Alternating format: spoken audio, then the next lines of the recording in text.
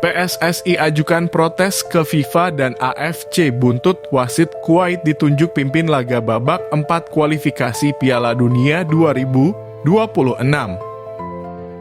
PSSI berharap wasit yang memimpin laga krusial itu berasal dari negara netral.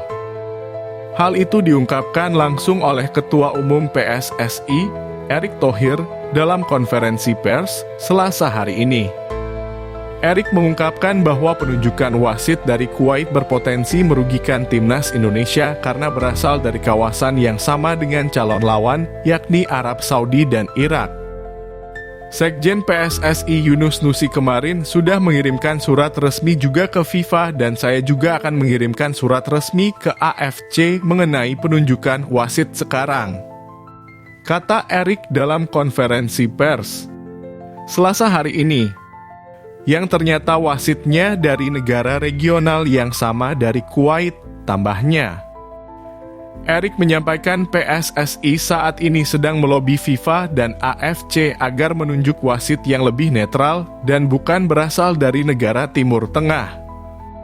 Menurutnya, opsi lain yang layak dipertimbangkan adalah memakai jasa wasit dari Australia atau Eropa.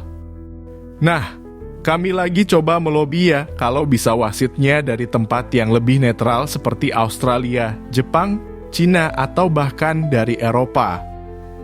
Ya kita lihat hasilnya, ucap Erick. Memang menurut kami kalau bisa dicari wasit yang lebih netral masih lanjutnya. Sebelumnya, Erick juga menyinggung ketidakadilan yang diterima Indonesia terkait sejumlah keputusan yang dinilai menguntungkan salah satu peserta kualifikasi Piala Dunia 2026 zona Asia putaran keempat. Seperti jadwal yang sebelumnya terlalu mepet, sampai agenda uji coba melawan Kuwait yang batal terlaksana. Memang tekanan itu ya menariklah rupanya dengan sepak bola kita bangkit, rupanya banyak juga pihak-pihak yang mengantisipasi berlebihan padahal sepak bola itu kan sesuatu yang diciptakan untuk kompetisi yang sehat tapi realitanya hal-hal seperti ini terjadi, tegas Erick. Diketahui, Timnas Indonesia akan turut berlaga di babak 4 kualifikasi Piala Dunia 2026 zona Asia. Skuad Garuda yang tergabung di grup B akan hadapi Irak dan tuan rumah Arab Saudi.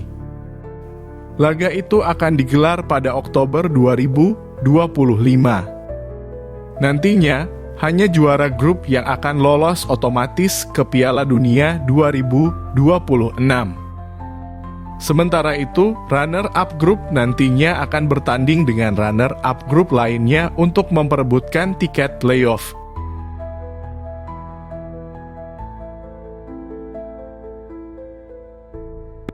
Timnas Arab Saudi tampak akan mati-matian di putaran keempat kualifikasi Piala Dunia 2026 zona Asia. Media lokal negara tersebut, Riyadhia TV, menyebut Green Falcons mendapatkan tambahan kekuatan yang menarik.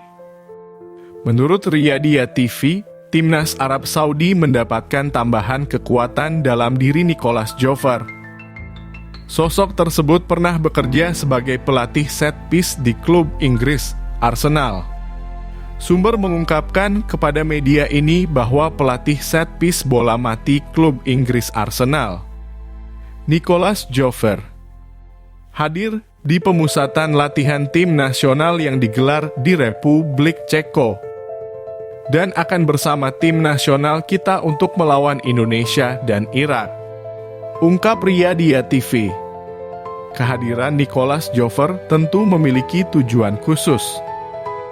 Timnas Arab Saudi ingin menambah peluang mencetak gol ke gawang lawan-lawannya di putaran keempat kualifikasi Piala Dunia 2026 lewat situasi bola mati.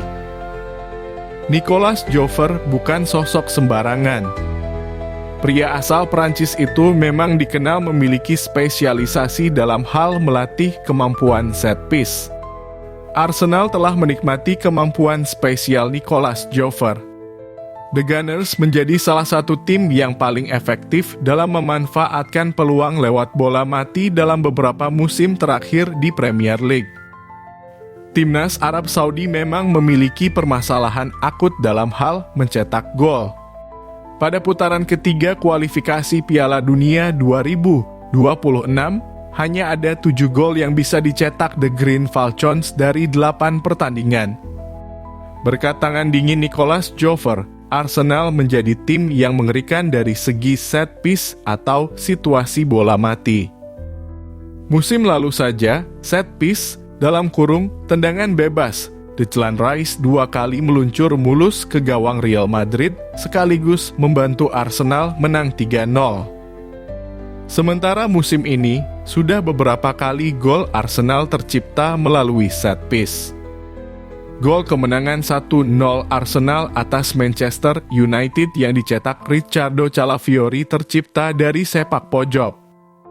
Saat Arsenal menang 5-0 atas Leeds United di pekan kedua, gol-gol yang dicetak Jurgen Timber berawal dari set piece. Kehadiran Nicolas Jover jelas ancaman bagi timnas Indonesia.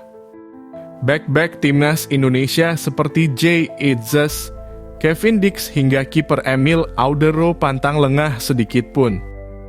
Sebab, lengah sedikit saja, gawang timnas Indonesia rawan dibobol skuad Green Falcons julukan Arab Saudi.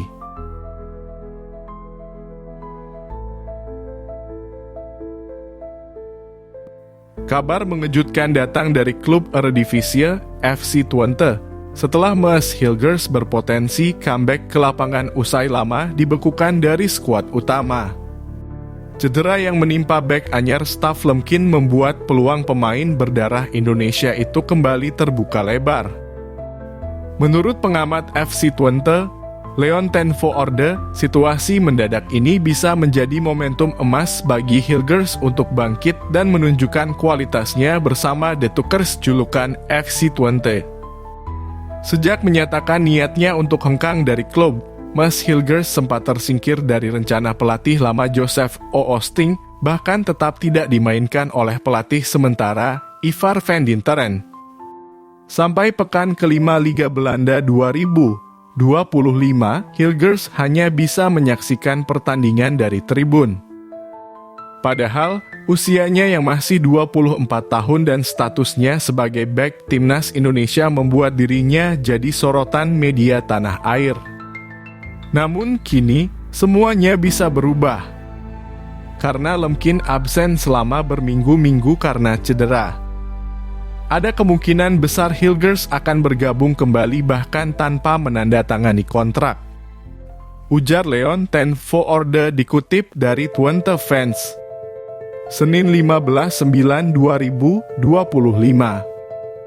Sebelumnya, Direktur Teknik klub Jan Struwer hanya akan mempertimbangkan Hilgers jika ia memperpanjang kontrak. Tapi cedera Lemkin membuat posisi lini belakang semakin rawan dan ten Voorde yakin manajemen akan segera mengambil keputusan cepat.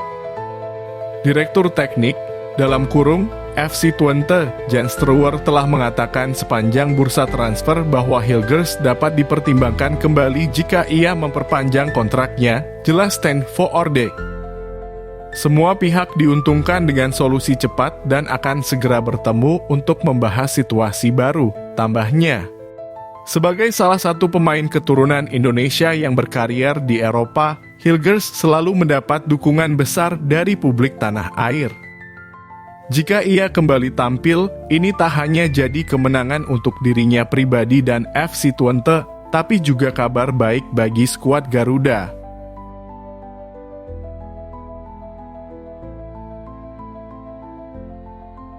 Pelatih Timnas U17 Indonesia, Nova Arianto saat ini sedang mempersiapkan tim jelang berlaga di Piala Dunia U170 2025. Pemusatan latihan di Bulgaria menjadi rangkaian agenda Garuda Asia untuk berlaga di ajang tersebut. Namun, mereka justru gagal menunjukkan aksi terbaiknya karena harus tumbang dari Makedonia Utara dengan skor tipis 0-1 pada laga yang digelar Sabtu lalu. Selanjutnya, TC luar negeri akan kembali dilaksanakan pada bulan Oktober mendatang di Dubai. Nova Arianto menjelaskan bahwa pertandingan uji coba tersebut membawa dampak positif.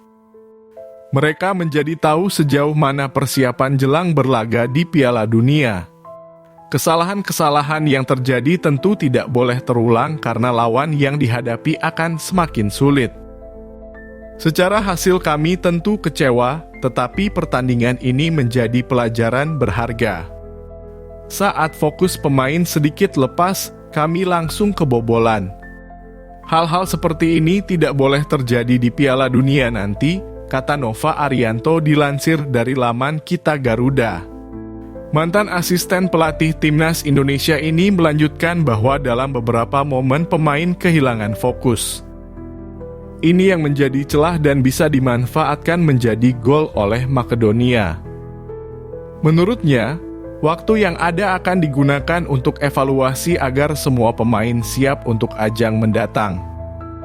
Selain itu, dia akan memilih pemain-pemain yang dipercaya tampil di Piala Dunia karena mereka sudah melewati beberapa tahap seleksi. Yang pertama, masalah fokus pemain di lapangan. Kedua, para pemain masih terlihat terburu-buru saat menguasai bola. Namun saya bersyukur dari uji coba ini kami bisa menilai semua pemain.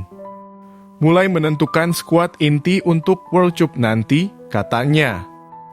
Nova menambahkan, pada TC di Yogyakarta mereka akan menjalani agenda terakhir. Garuda Asia akan meninggalkan Indonesia untuk menuju Dubai kemudian tampil di Piala Dunia Qatar. Kami akan melanjutkan persiapan akhir di Yogyakarta. Lalu menggelar program uji coba di Dubai sebelum masuk ke Piala Dunia U17, ujarnya.